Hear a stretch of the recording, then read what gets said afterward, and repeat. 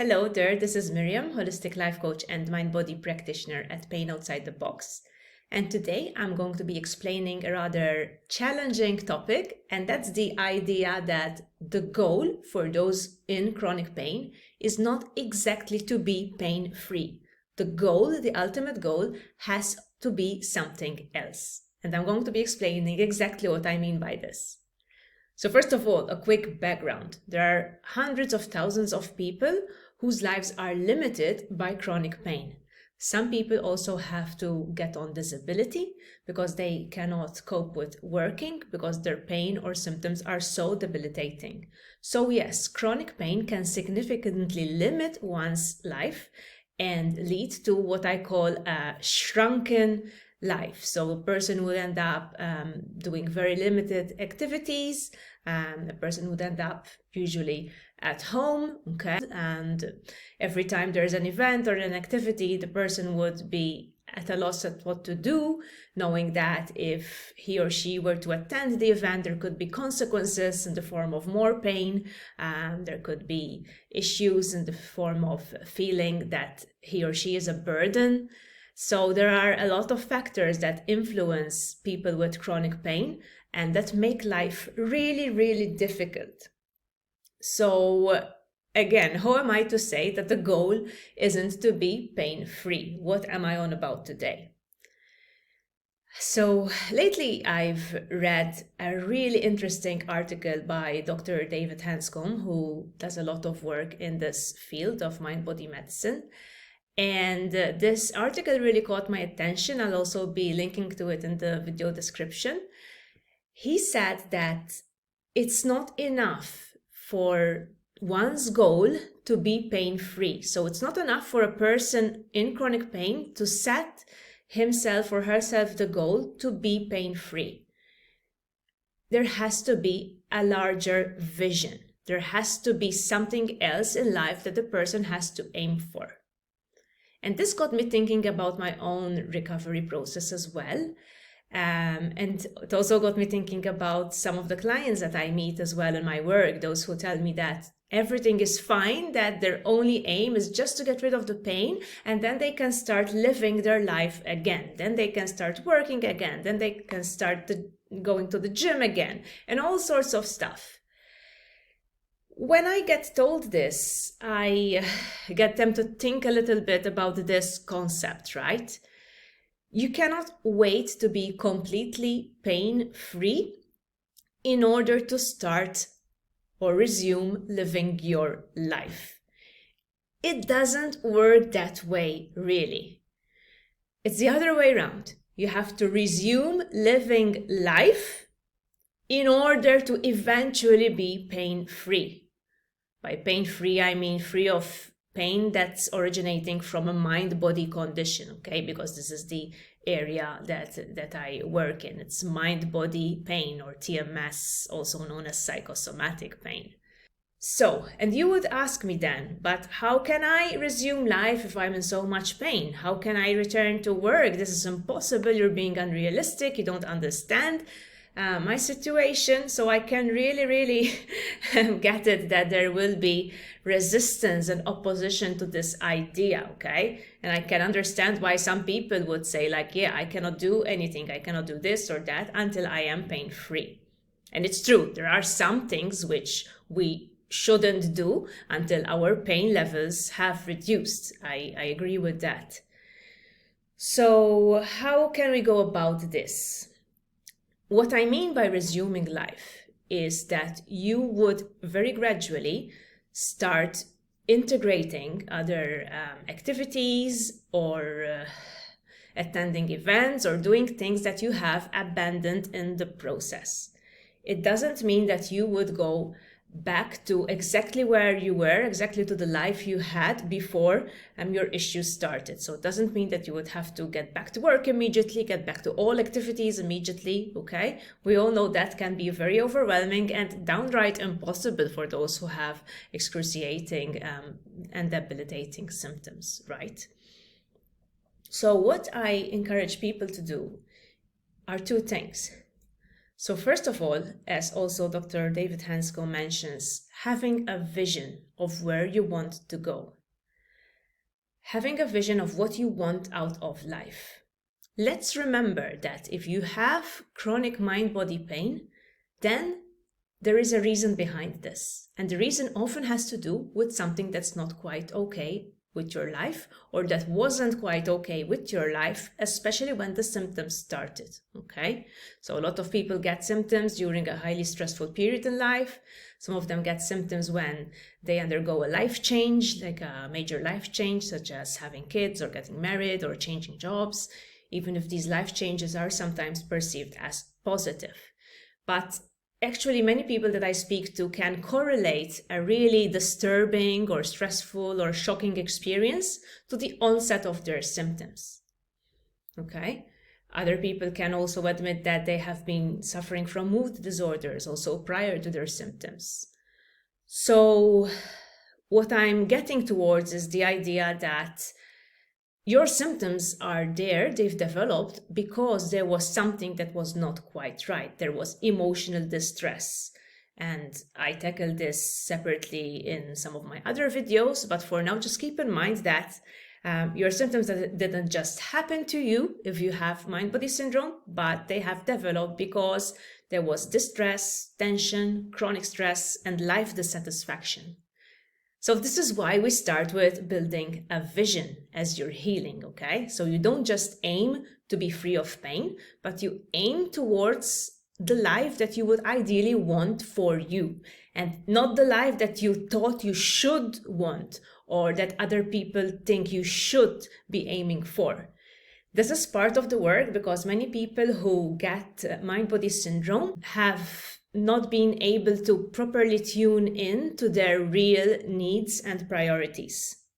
So there are many people who would be people pleasers, for example, people who would have low self-worth, again, because of certain trauma that would have happened in the past, who are easily swayed by others' expectations, who do everything in their power to try to meet certain standards, okay, who think twice about voicing their opinion, and who think more than twice about actually following their passions and their dreams because they feel insecure or they're scared of what others would think of them.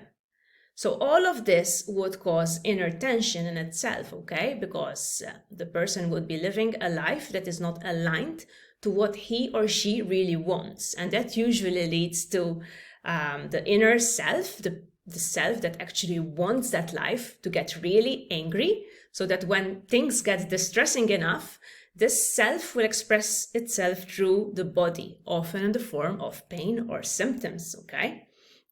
So having explained that, it becomes obvious why you would need to have a vision, and you would really need to think about your needs, your priorities, and your values in life. What do you really want in every area of your life? What do you really want in terms of career, in terms of romantic relationships, in terms of friendships, in terms of experiences that you would like to have? And even though you might come up with stuff that you feel is impossible for you to have because of your current condition, it's still important to get clear that that is ideally what you want. When you have a goal in mind, the brain and body will start redirecting itself towards that goal. It will start to look for opportunities, okay? It will start to look for ways in which it can take baby steps towards those goals, okay? And this is why it's so important to get super clear on what you would like for yourself and for your future.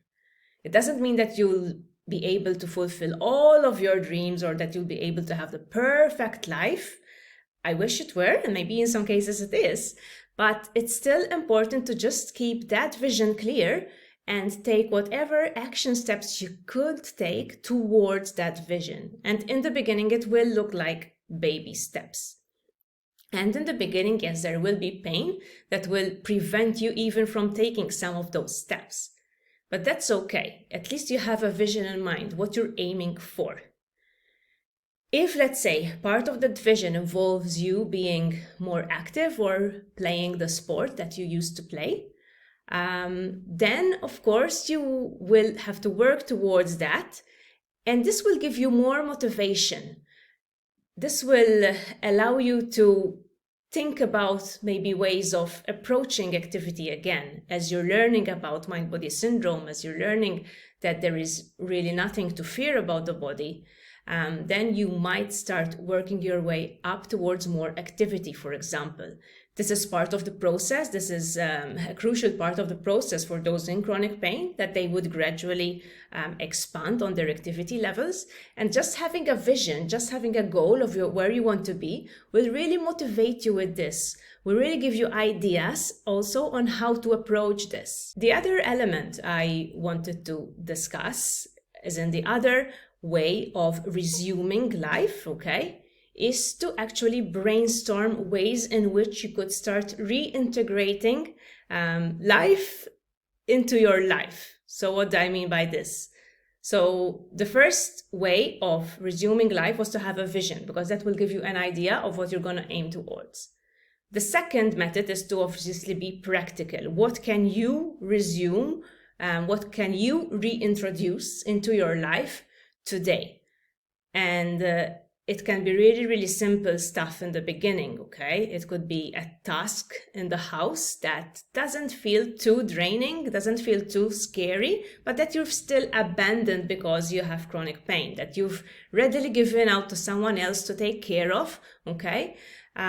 Because of your condition, when in reality, if you think about it, if you really had to do this chore or this activity, you would do it, okay? So if there is anything that you would do if, let's say, you had no help, or that if there's anything that you would do if you were alone and if no one else were to do it for you, I would encourage you to start doing it yourself. And for some people, this could mean getting some cleaning done, getting the laundry done. For some people, this could be cooking, okay, or going to the grocer, okay, even if there is a little bit of pain, okay. If you can do it, go for it. Expand your comfort zone just a little bit and try to repeat it every day, okay? The important thing is that you choose something that is repeatable, not something that overwhelms you so much or causes such a huge flare that then you cannot repeat it the next day,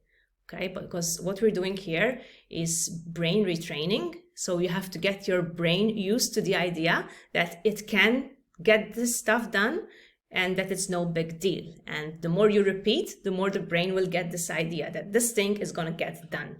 And eventually it will lose its association between this activity and danger, okay?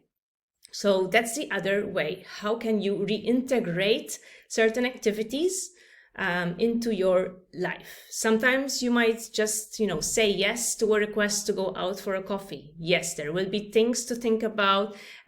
You might be in pain. There's no denying that, but try to go for it anyway, for as long as you have, let's say, other safety mechanisms in place, for as long as you have a way of, let's say, getting out of the situation if you really need to. So always obviously plan it out in a way that doesn't feel too overwhelming for you, okay? Maybe you can agree with your friend that if you're in pain, then you would leave the place early, or you can agree with someone else that he would pick you up if you cannot cope, or if you want to leave early, okay? So do have these mechanisms in place because they will lower the pressure, but at the same time, you will still be doing something that you had abandoned because of chronic pain. And this is how you get out of chronic mind-body pain, guys. It's not about waiting for your pain to completely disappear. It's about resuming life. And as you go along, you realize that you won't pay so much attention to the pain anymore. If you're distracted, if you choose the right activities, if you build up gradually, you will start to realize that your symptoms will fade away, or that your symptoms are not getting worse with activity. So this is how you start to get out of that cocoon. It's an essential part of the process, and you can't wait for the pain to be gone to do this. I'd just like to encourage you to think a little bit about this. In which ways can you resume your life? What can you reintroduce into your life today that you had abandoned due to chronic pain and that you used to enjoy, or that you didn't used to mind doing? and start with small steps.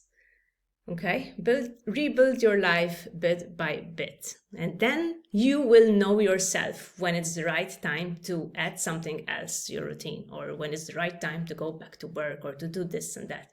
You will know because you will be building your confidence bit by bit. And of course, don't forget about that overall life vision. It's very, very important. Pain-free shouldn't be the ultimate goal. That's all from me for today, and I'll see you again next time. Bye-bye.